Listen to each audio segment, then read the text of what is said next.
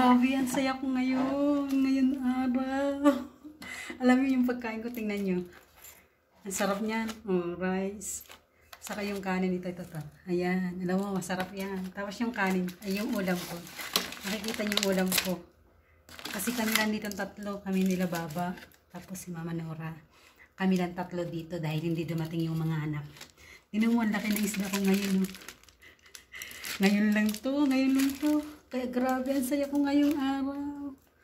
Happy ako. Masarap ang pagkain ko today. Oh my God. O, diba? Oh my God, ang sarap. Thank you, Lord. Thank you, Lord. Ayan guys, kumakain ako. Yan ang isda ko. Laki-laki niyan. Inanong ko na siya ng lemon. Ito yung kanin ko. Kanin na pula. Ano ba yan?